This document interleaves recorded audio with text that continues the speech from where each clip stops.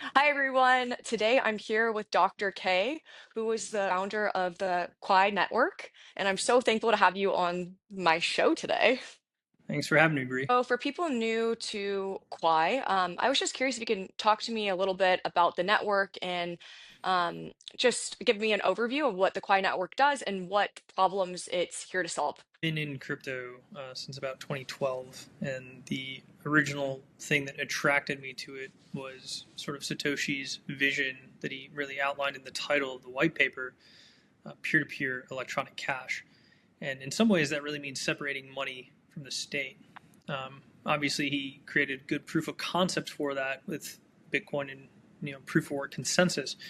However, in the interceding 15 years, I think the industry has lost its way in terms of realizing that goal and have built systems that are much more centralized, surveilled, and controlled, very similar to the traditional finance system that we see today.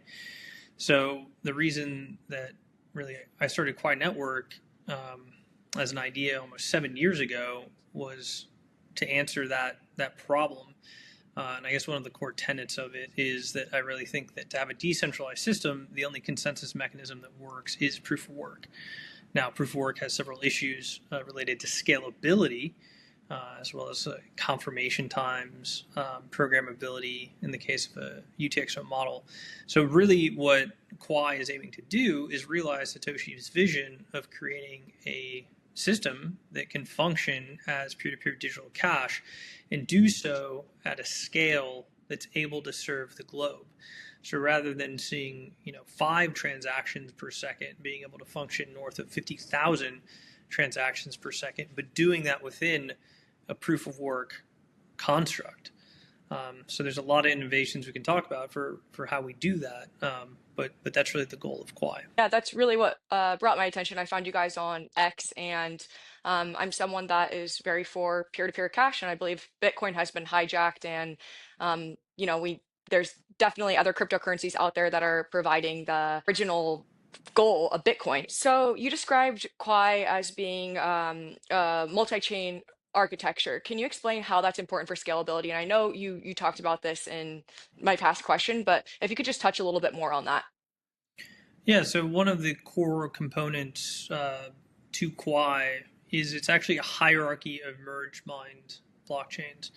So what you realize as you're trying to scale proof of work is that you need to apply sort of traditional database scaling mechanisms to get higher throughput just in terms of data propagation and processing. And those techniques are sharding and subnetting. Now, the thing that makes it much trickier in a blockchain to do than in a database is that you still have to maintain consensus. So, one of the key insights into what started Quai Network is the fact that you can have a hierarchy of merge mined chains that simultaneously allows you to create sharded state as well as subnets without actually sharding work and still being able to maintain consensus through that merge mined hierarchy. So one of the good parts of this compared to other sort of multi-chain solutions, if we look at sort of the original proposal on how to scale Ethereum, they talked about having a beacon chain as well as these shard chains, and there were different consensus mechanisms that were used to figure out sort of how to advance the state in a shard chain versus the higher level beacon chain. In Quai, we have this thing called POEM, or proof of entropy minima, which is a variation on how you measure and weigh the proof of work consensus algorithm, but it enables you to have this hierarchy. So the consensus in what we would call a zone chain or the lower level state chains is the same consensus that we use to advance the higher level, what we call region and prime chains. So there's no sort of complexity in trying to marry multiple consensus mechanisms together. You're using the proof of work mechanism with the POEM sort of consensus to create that hierarchy naturally, and it's all shared consensus. So even though it seems like a complex system, it's actually a very simple system, and the consensus is the same across all chains. and Poem just enables you to sort of develop the hierarchy out of the proof of work algorithm that's already being done. Yeah, I definitely was going to ask you about Poem. I see you guys are constantly posting on X about Poem, and it is interesting, just I guess making proof of work a lot better. So you guys talk about the energy dollar, and I know obviously Elon really loves Bitcoin, and he says this is energy-based money. And you guys have something called Chi, and I've looked into it a little bit, and this is really what you guys call the energy dollar. And I'm just curious how different Chi is from Bitcoin, and also like how Chi can also compare to stable coins such as like Tether or Circle, and how I guess really it's more censorship resistance. Obviously, there's huge problems with centralized stable coins, and a lot of people, and especially in the privacy space, are very weary of stable coins. Yeah. So to understand this better, let me ask you a question. Yeah. We hear the trope of Bitcoin being called digital gold. But before we get to that, can I just ask, why do you think gold has value? Well, I mean, gold has value because it's a precious metal. Obviously, there's limited amounts of gold, and it's a hedge against inflation, and that's really what they've tried to do with Bitcoin. Not like we can just go ahead and 3D print gold. Well, so now you're getting to it. It's the fact that you can't quote unquote 3D print it. But what it really is it is a verifiable representation of an amount of work or energy, if you Okay. will, that went Yeah, into so producing. cheap. And so the cool part about gold is that because supernova is sort of evenly distributed gold Hmm. throughout the Earth's crust, roughly speaking, no matter when I exist geographically or temporally, I always know that that gold, that 1 ounce of gold, took a certain amount of energy to find, mine, and refine. So, what we're really saying about the scarcity of gold is we're saying that over time and space, it takes roughly amount of the same energy to produce. And that's the characteristic that makes it valuable. That's the characteristic that creates its scarcity. So, and that's the characteristic in equilibrium which determines its market value. So that is what digital gold is. But digital gold is meant, or sorry, gold is meant to be a store of Yeah. value, right? So if I go back to the 1800s, 1 ounce of gold would get me a custom tailored fine wool suit. The point being is that it doesn't actually have an increase in the expectation of its purchasing power. The point of gold, because it represents the energy that went into producing it, it should have relatively consistent purchasing power over time, x any deflationary aspects of greater efficiencies in producing other goods. So when we talk about Bitcoin and its digital gold, it's actually a very poor analogy because Bitcoin's purpose is to go up in value over time. They call it a Hmm. store of value, but it's not a store of value. Everyone I guess expects more, Bitcoin to well, go I up. guess more like a hedge against inflation. Sure, it's a hedge against Yeah. inflation, but it's not a store of value. Yeah, Because if it yeah. And was, that's actually now, I don't know if you've noticed, but on the official Bitcoin X page, they have that in their bio. oh, it's digital gold Yeah. or store of value, Yeah. Digital gold. right? So, Yeah. so the thing is, if I held gold, right, over the same period of time that sort of Bitcoin as it exists, it's really doubled, right? So it's maybe speaking that the dollar has halved in value, but obviously Bitcoin has gone up many Yeah. times more than that, which makes it not digital gold. And the place where it diverges is the fact that it wasn't designed to be digital gold. On an instantaneous basis, the economics are such that the miners are going to mine at profit, but because it's a competitive mining process, they will mine at marginal profit instantaneously, which is the same economic process that you have with gold miners and the physical asset. So maybe gold miners, when everything's in equilibrium, are making 5 to 10% profit on the gold they produce. The same thing is true for Bitcoin miners. Now, where it diverges is because of the monetary issuance model where we go through halvenings. Satoshi designed the system to actually look far more like a network effect stock that pays dividends to the stockholders, right? So the fact that you're getting that compression, that artificial scarcity through the issuance curve that has nothing to do with the amount of energy that goes into it means that the value of Bitcoin will necessarily diverge from its production cost over time. That was something he designed in, but it means that Bitcoin isn't digital gold. It could be a store of value, but it's one that's expected to appreciate in purchasing power over time because of the declining emissions, right? So, and that's potentially a great asset to have, right? If you Hmm. look at Yeah, Bitcoin over the as last an 15 investment, years, great asset, but right? it's not like we're using it for its original purpose. If you look at Qi, instead of having a emissions policy that diverges from the cost of production, Qi is always meant to be issued at the cost of production, which is different than Bitcoin. So in Bitcoin, instantaneously, Bitcoin is issued at the cost of production, but over Hmm. time, it goes up in value. With Qi, we're always saying that the issuance is related to the amount of energy that goes into making it.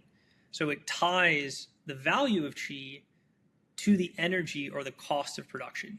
And that's Okay. why we call it an energy dollar. So it would be a more close facsimile to something like digital gold, and that we expect it to maintain its purchasing power over time, Hmm. but not actually go up in purchasing power over time. Now, why is that important? The reason it's important is because you don't spend your Bitcoin. Yeah. So, and if you don't spend your Bitcoin, you don't have a good alternative monetary system, you don't have velocity of money, and you don't have adoption, which then means Bitcoin becomes a speculative asset and it only gets used when you Hmm. clear it through exchanges and then use dollars to actually do the transactions. If you want a system where you're actually going to do transactions, you need something that doesn't have such a um, high future expected appreciation in value because you're not willing to spend it, Yeah, right? of But with course. Qi, if I make something that kind of has a level expectation on purchasing power over time, I'm willing to spend it. So that's like why you make Qi, is so that you can actually get people using a blockchain where they're spending the asset that's native to the blockchain, Hmm. and you get high transaction throughput, which helps generate fees to pay miners. And then it also means that because people are using that asset natively in the system, ideally for transactions, you then create a greater independence from the traditional financial system. Meaning, if people have Qi, they're not going to have Qi that they then go to an exchange to try to clear into dollars. If Qi works at scale for low cost, people just price goods and services in Qi and Hmm. transact in Qi. And you don't have to go through KYC, you don't have to go through custodians, you don't have to go through trusted entities to turn your asset into something that's useful. How is this censorship resistant? How is this different than Tether? We've seen so many funds frozen with, I think Tether's frozen about $2.5 billion. Right. So the issue with Tether and the issue with all stable coins, certainly Hmm. custodian stable coins, which makes up about 95% of stable coins by value, is that they don't actually exist on chain. They exist in a bank. Hmm. So when I have USDC or USDT, I'm dependent on the bank solvency that holds them. I'm dependent on the solvency of the issuer, and I'm dependent on them not freezing or confiscating my money. So both of those systems have the ability to not only perfectly surveil all of your transactions, but to also arbitrarily freeze and confiscate your money. Um, and that's layered on top of the fact that the solvency of the bank is actually the value of your USDC. And we saw Hmm. that a couple years ago with the collapse of Silicon Valley Bank, and USDC went down to about 84 cents because Silicon Valley Bank became insolvent, because you have the same solvency risk with custodian stablecoins as you do with just normal bank accounts. So the idea with Qi is twofold. Specifically with custodianship risk, is Qi is referencing energy via proof of work. So it isn't collateralized, it isn't custodianed. It is just a natural market equilibrium point that determines its value. Hmm. And that value should be roughly consistent over time. And then the other point is it's designed, much like Bitcoin, and then it's a proof of work chain on a UTXO ledger. Now we add privacy features to that UTXO ledger. So we use something called BIP47 or PayNims. We used fixed denominations, but Hmm. the upshot is Qi has cache-like privacy properties. So it can't really be surveilled, and because it's operating on a decentralized proof of work network, it can't be confiscated or frozen, right? Being endogenous to the system, it makes it have the same sovereign properties as other proof of work assets on proof of work chains. How can we prove that the energy that backs chi, can this be independently verified? Or how does that work? What does that process look like? So it's not technically backed. It's the same sort of concept as gold, wherein Okay. I roughly know in market equilibrium, assuming efficient markets, that if I show you an ounce of gold, you can sort of equate how much energy I put into making that 1 ounce of gold. Chi is the exact same way, and it becomes verifiable via the mechanism of proof of work. So proof Okay. of work roughly knows that if I am on, ProgPow, and I do 8 to the 12 hashes, that's roughly worth about $1.20 to produce, and we issue one chi for that 8 to the 12 hashes. So that's where it becomes physically verifiable between the actual unit and what was going to produce that unit. But in terms of the value that's prescribed to it, it's set just by the efficiency of the market. So over time, it could go up or down. Now we do remove sort of the advancement in GPU efficiency from that number. So there's something called Huang's law, and we kind of make it There. mine over time as the efficiency of GPUs increases, so that on a relative value basis, it's really just trying to reflect the energy that goes into the mining process. But it's a market set number. Well, we did touch on this earlier. A lot of people online, I see on X, are talking about how Chi is private. I've used Zano and Monero, and they use stealth addresses and ring signatures and hidden amounts. How is Chi private? And just explain that to me a little bit better. Oh, yeah. So there's maybe 5 mechanisms, and I'll start from the top. So Okay. first off, it's a UTXO set. Um, Second, we have fixed denominations. So there's only 16 denominations within Chi. So for each one of those sets, that becomes its own anonymity pool. We use something called BIP47 to facilitate the fact that we have fixed denominations. But BIP47 basically means that when I'm transacting with you, we can create sort of a deterministic tree amongst ourselves that nobody else knows that tree exists. So that when we do a transaction, it's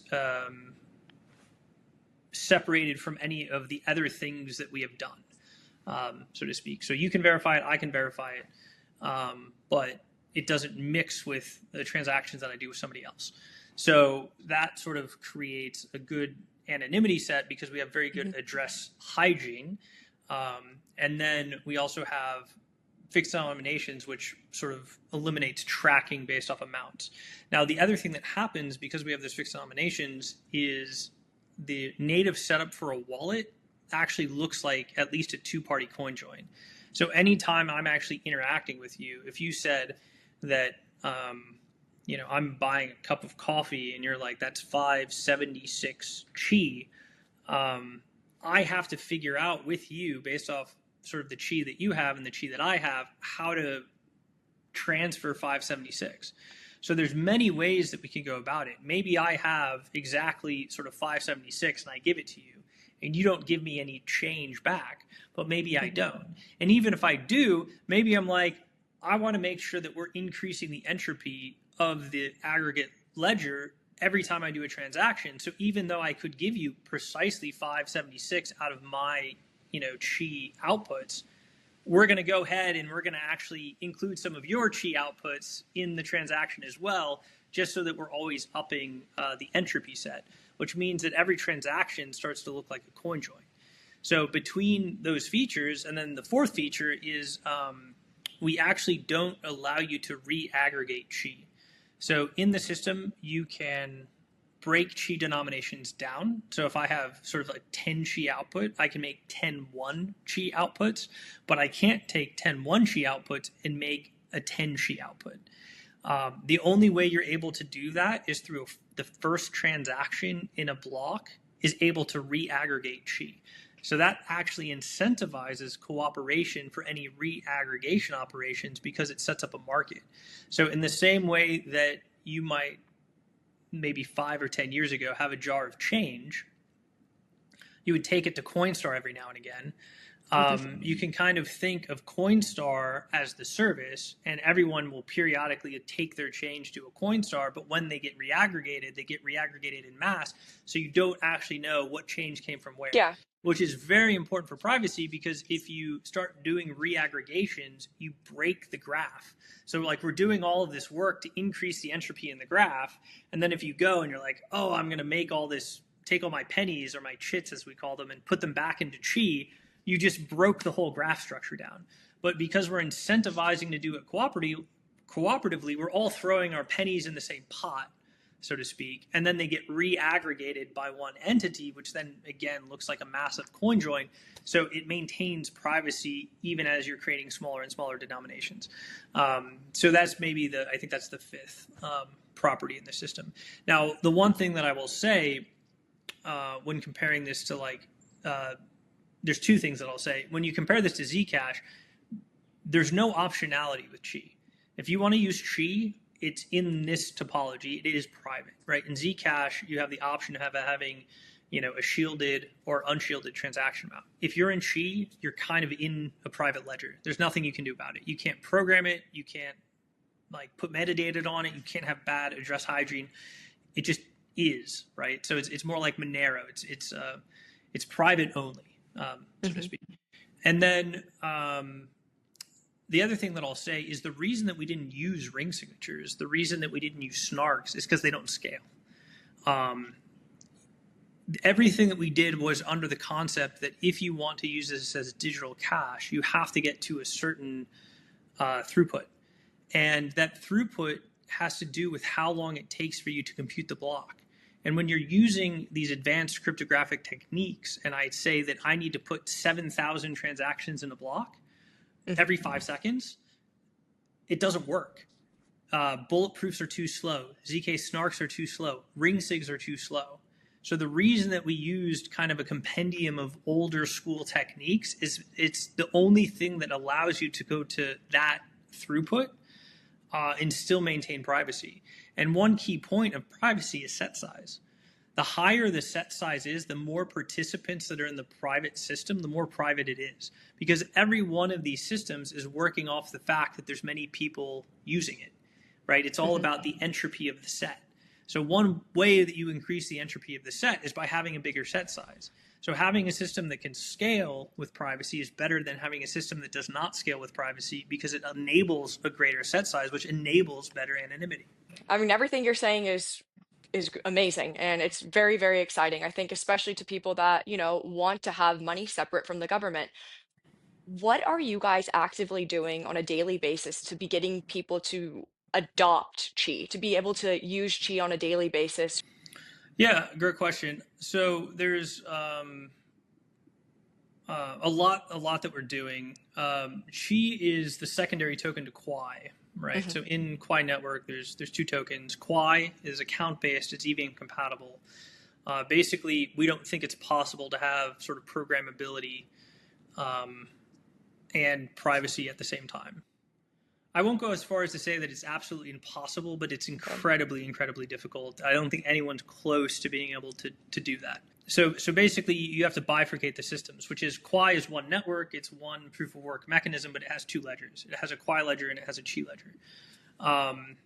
And right now, in sort of the arc of Quai, we're really focused on getting what we would think of as like a monetary base around Quai rather than transactional use of Chi.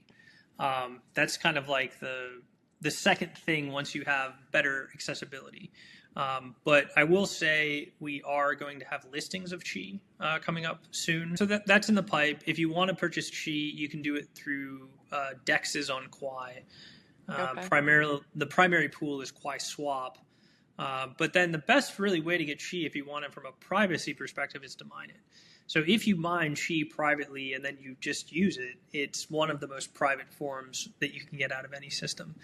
Yeah. Now, if you want to short circuit that and buy it, you can on Quai Swap. But when you go from kind of like Quai to Chi, that step de-anonymizes you at some level. Now, over time, your Chi as you use it will become more and more anonymous. But at that point where you convert, it's always a de-anonymizing step. So the same thing happens if you're going from a unshielded address in Zcash to a shielded address.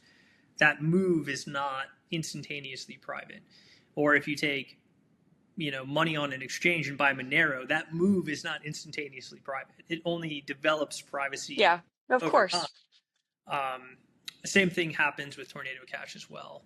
So anytime you go into a privacy system and out, there's always a decrease in the assumption of anonymity that is hard to describe and hard for users to understand. So if you're, That's why you have to be paid in these coins rather than yeah, swapping for them. yeah, that's exactly right. So like Monero only really works well if it's used peer to peer. Yeah, most of these That's coins, I would say.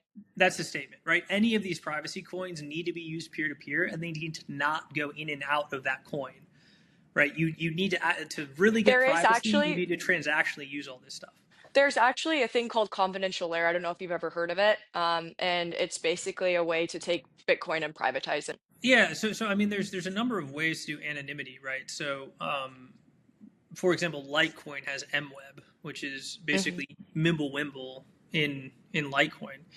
But what I would say is that if we know from our previous statement that it's about transactional use case, the question of privacy is also the question of usability, which is the question of how fast and how cheaply can I do a transaction and how much scale can I take in that context, right? So if we're sitting in 2-minute blocks or 10-minute blocks, that Yeah. doesn't necessarily function well as a cache-based system, right? No, of course not. And Why? that's why, I mean, that's why you see certain coins taking off. I mean, XRP, for example, it's extremely efficient.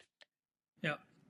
Yeah, so with Quai, right, we compress our times to 5-second blocks, which means you can get a 5 to 8 second confirmation, which is That's similar to a very Visa fast. MasterCard, Yeah, that's right? extremely fast. So that's great work on your part. Well, so then it becomes more usable. So for saying privacy is requiring you to use it transactionally, it means that the system itself needs to give you the transactional characteristics. And that was like our focus at Quai. So we think having a privacy coin that actually functions similar to Visa MasterCard is the requirement to get it used to actually achieve broad privacy. Wow. Like, what are certain projects that or certain listings you guys have, or what is a way that new developers maybe could get involved? Yeah, so in terms of integrations, we're on the Kraken roadmap. We're on the Wormhole roadmap. There's other exchanges we're talking with as well. In terms of projects, though, one of the most Yeah, exciting things that we're doing with Quai is actually SOAP. I don't know if you're familiar with this. a little bit. I thought that SOAP was pretty interesting when I looked into it. Yeah, so SOAP stands for Subsidy Open Market Acquisition Protocol. But basically, the idea is if you're familiar with merge mining, Hmm. um, we can take Quai and we can merge mine it with other proof of work tokens like Dogecoin or Bitcoin Cash. And what will end up happening, though, the thing that makes it different from merge mining is in the protocol, instead of giving both of the tokens to the miners only get the Quai token. The secondary token goes into an address that is then used to buy Quai at market, which is then taken and burned or used to incentivize the staking of Quai and giving yield. So what it basically does is it allows merge mining, but it allows all of the value that is taking place during that merge mining to flow back into Quai rather than be split between two chains. How Now, do miners feel about that? Just because they're not getting the other rewards. well, from the perspective of a Quai miner, it's no different than it was prior to SOAP, except that every day there's better liquidity in the market because the coins on the other side are being used to buy any Quai that's sold. Hmm. So from a Quai miner perspective, they've increased their liquidity on a sort of future expected value. One of the real hard parts about proof of work is that every day there's negative pressure on price because there's mining, right? So with Quai, there's $10,000 a day of Quai that can be sold every day. And for Quai's price to go up, you need new buying in excess of that $10,000. Bitcoin has the same problem. It's $55 million a day for Bitcoin. You need at least $60 million a day in new money, not Yeah. like recycled money, in brand new money to buy Bitcoin if you want the price to go up, right? And so basically what SOAP is able to do is, because the net buying of Quai through the SOAP process is equivalent to the net issuance every day, there's no longer that negative pressure. So you don't have sell pressure every day. You're at worst case neutral every day, meaning there's no net issuance of Quai. And if there's transactions on the network or some number of buyers come in, that means that every day there's actually positive growth in the price of Quai, which actually gets the hash rate to go up, which then circles into more buying, which creates more positive price Yeah, action. run. That's from just the few articles I read on it last week, and I was like, oh, this is actually very interesting. I hadn't really seen anything like this before. Yeah, I would actually say that this, once people kind of like realize what we've done, it's the only way you're going to be able to do proof of work into the future. Wow. Any system that doesn't adopt SOAP will become uncompetitive. So, Quai is an EVM compatible chain. We have docs at docs.q.ai. We have, kind of the normal tool chain that you have for EVM development, Hard Hat. We have a Quai's SDK, which is similar to sort of like an Ethers. And so, it's really easy to get on and develop, DeFi applications or dApps and whatnot. It's also a little bit more interesting because there's sort of native yielding instruments in the system. So there's a lot you can do there. We also have a grants program. So you can apply for a grant and build something in Quai. So yeah, lots to do on the development side. Okay, amazing. Anything else you want to share about the Quai network or Chi? Um, yeah, I think one thing that I will share is the reason that we have Quai and Chi in the system is because of something called Gresham's law. And Gresham law basically states that bad money drives out good. So if we take Bitcoin as the example, Bitcoin as a store of value, people don't want to spend their Bitcoin when they have dollars because Bitcoin's got better future expected value than dollars. But what that does is it means that Bitcoin doesn't want to get used. It doesn't want to actually create the parallel monetary system. It doesn't want to generate revenue to pay for mining long term. So the reason that we have two tokens is to actually create a parallel system, because in that parallel system, you can't just have a store of value. You need a store of value, you need a unit of account, and you need a medium of exchange that people are willing to price goods and services in, as well as spend transactionally. So the reason that you have two tokens is because that's the de minimis number of tokens you need to actually create a truly delinked parallel monetary system. And that's really what Quai has been designed to do. Seems like you guys have a pretty incredible vision, and you definitely are solving a problem that needs to be solved. And unfortunately, Bitcoin just wasn't it. Yeah, at least not yet. We can still hold out hope. It just, doesn't look good for the good guys at this point on that. Yeah, yeah. Uh, do you believe that Bitcoin was hijacked? Uh, I think if you just look at the conversations, and it's sort of the tautological arguments that you see on Twitter, it's pretty obvious that it has been. Yeah. Um, and maybe it was nefarious. Maybe it was just a natural evolution of having a decentralized proof of work system. Because, one thing that's sort of powerful about proof of work is that when it gets to a certain level of decentralization, it's really, really hard to change, right? And that's meant to be a feature, not a bug. It's meant to ossify the protocol. So in some ways, was it the three-letter agencies that came in and paid developers to just kind of filibuster, or was it just the natural ossification of a highly decentralized proof of work protocol? It's hard to really foliate the difference. But the net outcome is the same, which is Bitcoin has massively underutilized its hash rate and its potential to create a truly decentralized, usable peer-to-peer cache layer. Yeah, so what direction do you see crypto going in?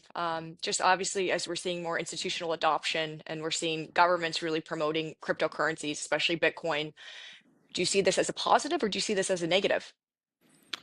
Um, so I personally think that stablecoins and institutional adoption around stablecoin-like entities is probably the greatest threat to human freedom that we've ever seen. Amen. Amen. um, that being said, the reason that I started Quai is because I saw this coming, right? And there's a lot of technically difficult problems that I think you have to answer to be able to not end up with something like USDT or USDC becoming a CBDC in anything but the name, right? And I think that's still the path that we're on. Now, more recently, this sort of resurgence in privacy around Monero and Zcash and Dash and things like Quai and Chi, I think is very promising. One of the, not just from a privacy perspective, but also proof of work perspective. And one of the things that I've realized because of SOAP is that proof of work is the mechanism which actually makes the system fixed supply. Mhm. Proof of stake allows you to increase the supply by making an infinite number of tokens. So infinite number of chains. So it doesn't have to inflate in a single chain. It can inflate in a copy of the chain. But proof of work, there's a finite bound to how much energy that people are going to be willing to expend through the proof of work process. So it's actually much more difficult to make a proof of work chain, and you can't infinitely replicate it as you can with a proof of stake chain. So the only systems that truly have finite supply are the proof of work systems. And I think with SOAP, you've actually made that competitive. So the system that ultimately has the greatest utility, the fastest settlement times, and the highest throughput is going to be the one that wins that proof of work hash rate. Soon I will be listed on Kraken. That's what you were saying earlier. Yeah, so we're on their roadmap. Okay. I can't say more than that, but we're on Okay. we're on their No, that's public great. roadmap. Yeah, yeah. So Okay, that's great. I just want to know how people are going to be able to purchase it if they're yeah, watching so this and they're interested. yeah, so right now it's on Mexi, Yeah. Gate.io, and Let's Exchange. You can do a non-KYC swap, and then it's on a number of smaller exchanges. But yeah, and soon Kraken. Well, that's amazing. I mean, Kraken is obviously huge. So, well, thank you so much, Dr. K, for joining me today and answering all my questions. If my audience does want to follow you, what is the best place they can follow you on? They can follow me on X. My handle is Mechanical K, spelled Kalk at the end. And they can also follow the Quai Network account as well.